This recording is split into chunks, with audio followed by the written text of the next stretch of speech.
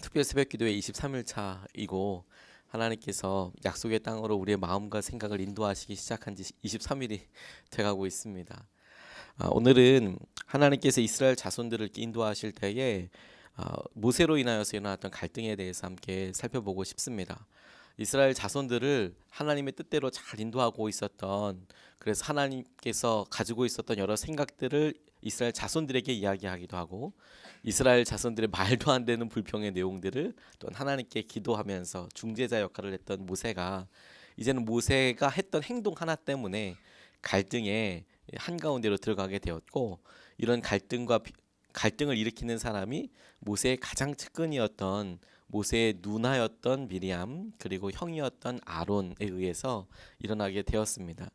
잘 아시다시피 미리암은 모세가 갈대 상자에 이렇게 당겨져서 나일강에 이렇게 떠나려 갈 때에 그를 끝까지 따라가면서 모세에게 어떤 일이 있었는지 살펴보고 바로의 공주를 만나게 소개했던 바로 그 누나라고 생각이 듭니다.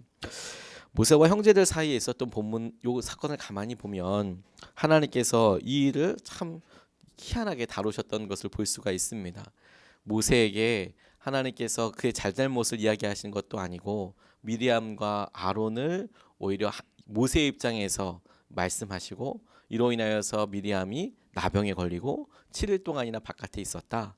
이 과정들을 통해서 하나님께서 어떻게 우리에게 우리의 말과 우리의 생각들을 인도하시는지에 대해서 같이 좀 살펴보고 싶습니다. 하나님께서 우리의 모든 말을 듣고 계신다는 것에 대해서 우리가 자주 잊어버리는 것 같습니다. 그래서 우리가 다른 사람들을 비방할 수 있다는 것 자체가 하나님께서 우리의 말을 듣고 계신다는 것을 우리가 얼마나 가볍게 생각하고 있는지에 대해서 보여주는 본문이라고 제게 이것이 깨달아졌습니다. 비방하는 말을 하는 이유를 한 번 더 따라가 보다 보면 이것이 우리의 교만함부터 시작하는 것이구나 라는 것이죠.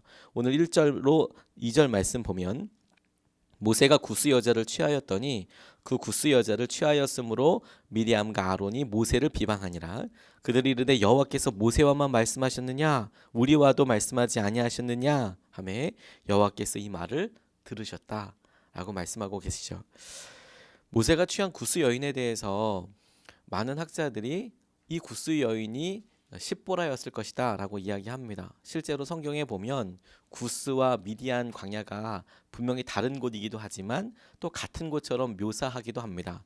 어느 관점에서 보느냐에 따라서 지역이라는 것이 예루살렘과 이스라엘 보기에 남쪽에 있는 것 다 이야기할 때 미디안과 그것이 구스까지도 이어지는 그런 것들 때문에 같은 것이라고 보는 사람들도 있고 다르다라고 보는 사람들도 있지만, 이 본문에서의 이 구스 여인을 아마도 십보라이지 않겠느냐라고 보는 사람들이 많고, 또 하나 십보라가 일찍 죽어서 그 이후에 새로운 아내를 맞아들인 것이 아니겠는가, 그 사람이 구스 여인이 아니겠는가, 이렇게 바라보는 그런 시선들이 지배적입니다. 학자들이 생각하기에 율법을 직접 받은 모세가 자기 아내가 있는데 또 다른 여인을 얻었을 것이다 라고 생각하기에는 조금 어려움이 있겠다, 이런 일들에 대해서 주로 이야기를 하는데요. 그럼에도 불구하고 미리암과 아론이 모세를 비방했다면 그 이유는 한 가지입니다. 그가 이방 여인이었기 때문에. 그러니까 구스 여인이던, 심지어 아내를 얻었건, 당시에 이스라엘 사람들이 자기들끼리 결혼하고 민족을 이루었던 것을 생각해 보면 모세가 결혼했던 것이 훨씬 전이었다고 하더라도 구스 여인이다. 또 지금 결혼했다고 하더라도, 새로운 아내를 얻는다고 하더라도 왜 이스라엘 자손에 있는 아내가 아니라, 여인이 아니라 왜 구스 여인이냐, 이제 이런 이야기를 하게 되는 것이죠. 그런데 이것을 성경을 가만히 살펴보면 구스 여인과 결혼했다는 것에 대해서 뭐라고 트집을 잡을 만하기도 하면서도 또 그렇지 않다는 것을 깨닫게 됩니다. 하나님께서 이방 여인들과의 통혼을, 결혼하는 것을 금하셨는데, 그 이방 여인들을 지칭할 때에는 가나안 땅에 있는 토속민들, 원주민들에 대한 것이었습니다. 왜냐하면 우상 숭배를 하게 될 것이고, 그렇게 결혼하면서 음란하게 될 것이고, 그렇게 되는 여러 영적인 폐해들 때문에 이방 여인과 결혼하지 말라고는 하셨지만, 애굽이나 혹은 구스나 이런 여인들과 결혼하지 말라는 말은 없거든요. 근데 그럼에도 불구하고 이것을 어떻게 바라볼 것이냐에 대해서 말을 할 수도 있고 하기도 뭐 안 할 수도 있는 뭐 이런 상황인 것이죠. 잘못했다. 뭐 잘못했다 그러면 잘못한 거고 잘못이 아니다라고 얘기하면 또 잘못이 아닌 것 같고. 그런데 하나님께서 이런 상황들에 아론과 미리암이 모세를 비방하는 것을 보고 모세의 손을 들어 주었다는 것이죠.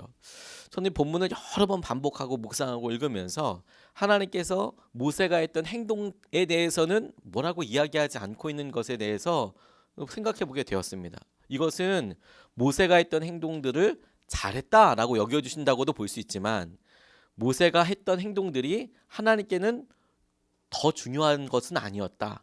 오히려 더 중요한 내용이 하나님께서 정말 보여주고 강조하고 싶으셨던 내용이 무엇이냐면 이렇게 모세에게 비방하는 행동, 비방 자체다. 비방에 대해서 더 이렇게 강조점을 두고 계시는 것이라고 제가 읽혀졌습니다. 여러분 한번 마음속에 질문해 보시죠. 이것이 잘못한 것인지 혹은 이것이 잘못했다고 보기도 그렇지만 또 뭐 가만히 있으기도 좀 애매한 상황일 때에 여러분 어떻게 말하십니까? 우리가 확실히 이게 잘못했다고 생각해서 저는 가만히 생각해 보니까 주로 우리들은 100% 잘못했다고 확신하고 얘기하는 것 같아요. 주로 그런 문제들이 많을 텐데 우리가 벌써 이런 얘기가 딱 앞에 처하게 되면 자동적으로 이건 잘못한 거고 반드시 얘기해야 되는 거다. 일단 그렇게 모드가 바뀌어서 일단 얘기를 하기 시작한다는 생각이 제게 들었어요. 그 사람 입장에서 생각할 정도가 되면 이미 사실 말하지 않겠죠. 근데 대부분의 경우는 우리는 억울하고 저 사람은 잘못했고 저 사람에 대해서 우리의 평가 잣대를 이미 가지고 있고 그렇게 보니까 너 이방년이랑 결혼하는 거다라고 이미 이야기하기 시작하는 거죠. 이미 우리 마음 안에 비난하려고 하는 마음이 들어서면 다른 말들은 아예 생각도 안 나 버리게 되더라고요. 그런 상황과 어떻게 하면 요 말을 효과적으로 할 수 있을지에 대해 상황을 이제 만들어가는 경우들이 많지 않습니까? 근데 하나님께서 뭐에 대해서 주목하시냐면 그런 상황에서 말하려고 하는 너의 의도가 무엇이냐라는 거죠. 그런 상황들에 대해서 비방하려고 하는 너의 마음을 그 의도가 무엇이냐. 그리고 그것이 교만함에 있다라고 말씀하시는 거예요. 모세가 본문에서 미리암과 아론이 모세를 비방하면서 했던 말을 통해서 그의 마음을 유추해 볼 수 있습니다. 뭐라고 이야기하냐면 여호와 하나님께서 모세에게만 말씀하셨느냐 우리와도 말씀하지 아니하셨느냐라고 미리암이 이렇게 이야기하는 겁니다. 너만 이제 하나님께서 이야기하시냐 우리와도 이야기하지 않느냐. 근데 이렇게 했던 것은 그 마음속에 모세가 나랑 비슷하던가 아니면 내가 조금 더 낫던가 나도 너와 같은 일을 할 수 있지 않겠냐 라고 이야기하고 있는 것이죠. 자기 생각과 자기 기준이 이 말의 잣대가 돼가고 있는 것입니다. 내가 너보다 낫지 내가 너처럼은 할 수 있지 라는 것이죠. 이 자기 기준이 얼마나 무서운지 모릅니다. 제가 요셉교구를 목회할 때 굉장히 처음에는 어려웠었습니다. 왜냐하면 지역장 속장님들이 모임들이 안 오시는 거예요. 그러니까 전 처음에 왕따 당하고 있는 줄 알았습니다. 나 뭔가 목회를 대단히 잘못하고 있나 보다.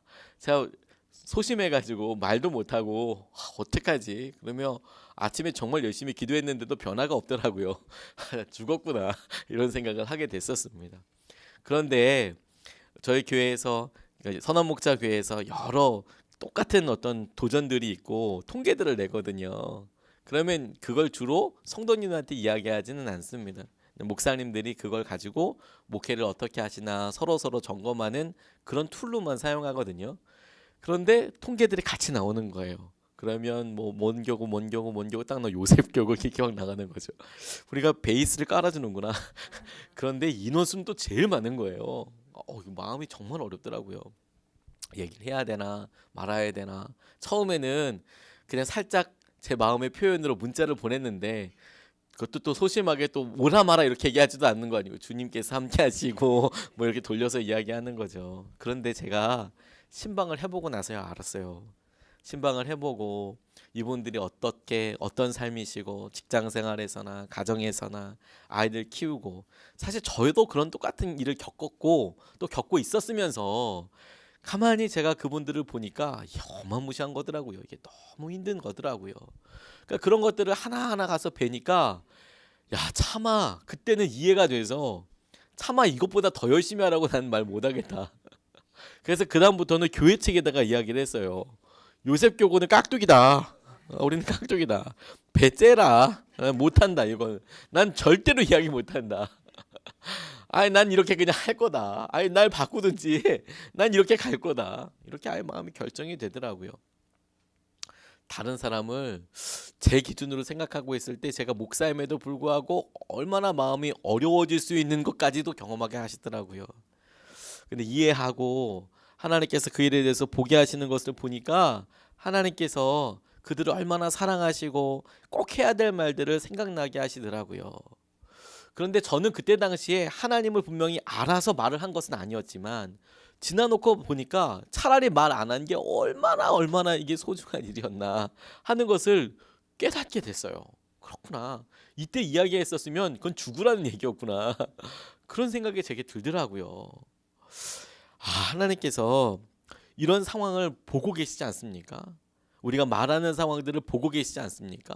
그러니까 미리암이 정말 미리암 말대로 모세와 견주어서 정말 하나님께서 미리암에게 말씀하시고 또 미리암도 하나님께 말씀하실 수 있는 이만큼의 친밀함이 있었다면 왜 미리암은 지금 이 순간에 하나님께서 듣고 계신다는 생각을 못했을까? 여러분 우리가 기도하면서 하나님께서 우리의 기도를 듣고 계셔라고 믿고 있지요. 우리가 말씀을 읽으면서 하나님께서 우리에게 말씀하셔라고 믿고 읽지요. 그런데 왜 우리가 기도할 때 우리가 말씀을 읽을 때 하나님께 말씀드리고 하나님이 우리에게 말씀하신다는 것을 믿으면서 우리의 말이 하나님께 똑같이 들린다고 하는 것에 대해서는 생각하지 못할까요?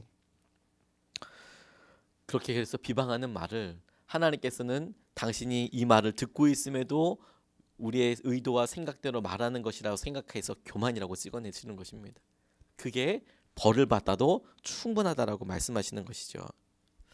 반면에 모세의 행동을 통해서 하나님께서 주목하고 계시는 행동들에 대해서도 보게 됩니다. 언어 습관에 대해서.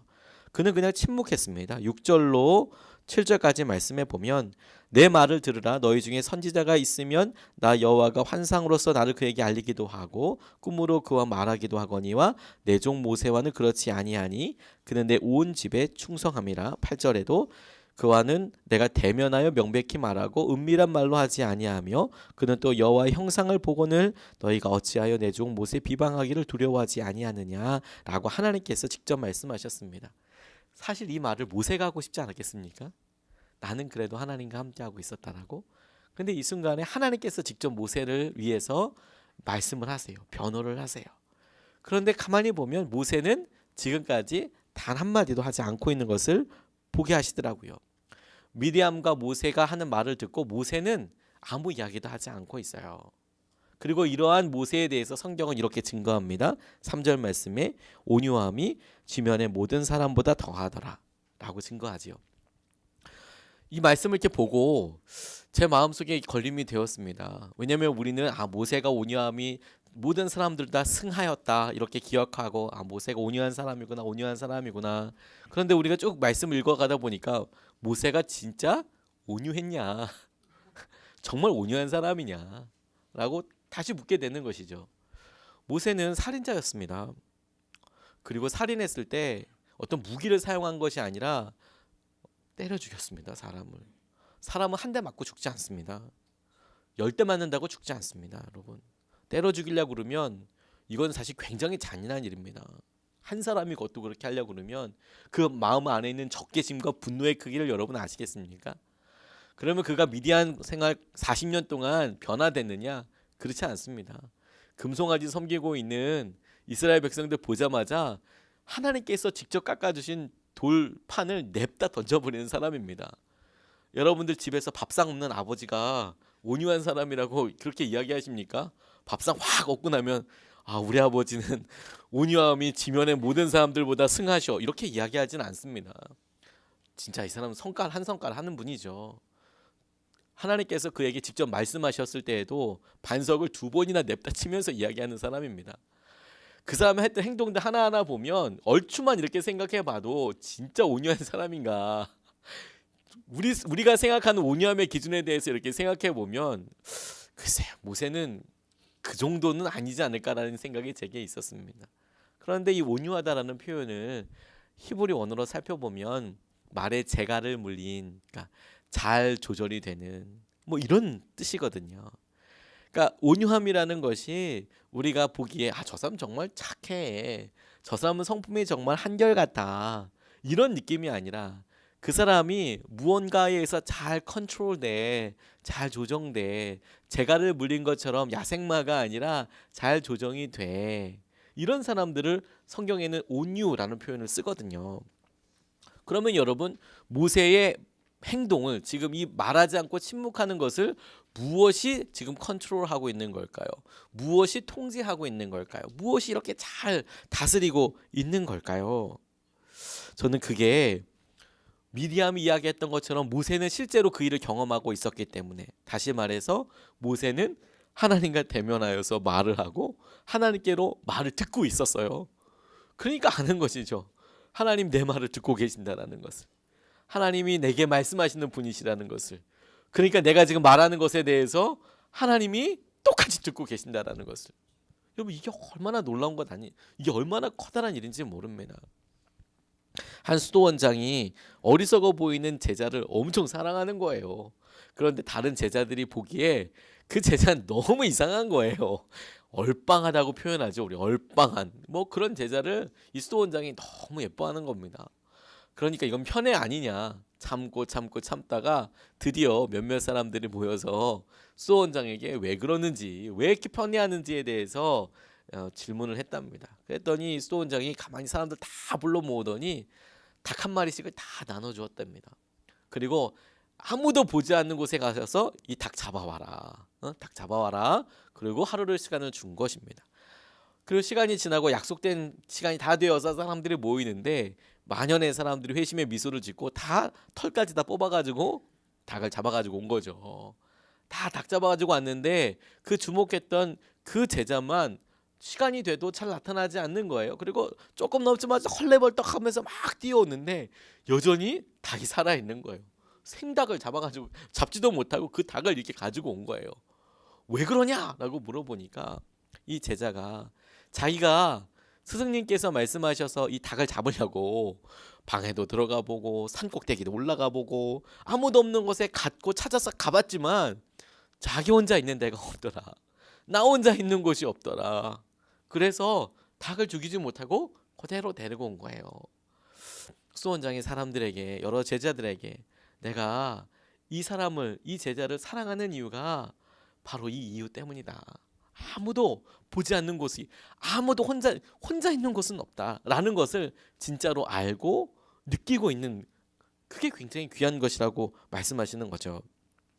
여러분, 오늘 우리가 말에 대해서 이야기할 때 하나님께서는 우리가 약속의 땅으로 가기 위해서 우리의 삶을 다듬고 우리의 삶을 거룩하기 위해서 제일 먼저 평가하시고 보는 것이 말이라는 생각을 하게 됐어요. 이 말씀 붙잡고 제가 다시 한번 적용해 보면서 이렇게 묻게 되더라고요. 내가 아이들한테 어떻게 말을 하지? 내가 아이들한테 어떤 식으로 표현을 하지? 라고 제게 질문해 보게 되더라고요. 말에 대해서 하면서 전 대뜸 저희 아이들에게 하는 저의 언어 습관이 생각이 났어요. 난 너무 쉽게 이야기하지 않나? 근데 저는 요셉교구에서뿐만 아니라 아이들한테 유아세례 문답을 하고 돌잔치를 인도할 때마다 부모님들한테 꼭 그렇게 이야기하거든요. 이 아이가 이 유아세례를 통해서 이제 성도님, 집사님 아이가 아닌 거예요. 나는 죽고 예수로 살듯이 이 아이가 세례를 받으면 이 아이는 더 이상 두 분의 아이가 아니에요. 이분은 주님의 아이가 되는 거예요. 그리고 주님께서 두 분을 믿으셔서 이제 맡겨주신 거예요. 그러니까 예수님의 아이로 키우셔야 돼요라고 당부하는데, 저는 우리 아이들을 예수님의 아이로 키우고 있나? 내가 그것을 알고 하나님이 이 말을 한다는 거, 가장 가족 안에 가장 막 이야기할 수 있지 않습니까? 하나님께서 이거 점검하시고 여기서부터 시키시겠구나 라는 생각이 들었습니다. 부부 사이에 우리가 어떤 말을 하는지, 자녀에게 어떤 말을 하는지, 그곳은 하나님께서 정말 함께하고 계시는지, 여러분, 우리가 오늘 그 하나님을 알고 인식하고 분명히 깨닫고 말하는 것에 따라서 우리는 십보라와 아론이 될 수도 있고 아니면 모세의 삶을 살 수도 있는 것입니다. 하나님께서 우리가 말하는 모든 것을 듣고 계십니다. 하나님을 경외하는 마음, 그것이 모세의 온유함의 비결이었습니다. 우리 모두가 모세의 온유함을 따라서 하나님께서 주시는 은혜를 누리게 되시기를 주님의 이름으로 축복합니다. 우리 말씀을 붙잡고 같이 기도하고 싶습니다.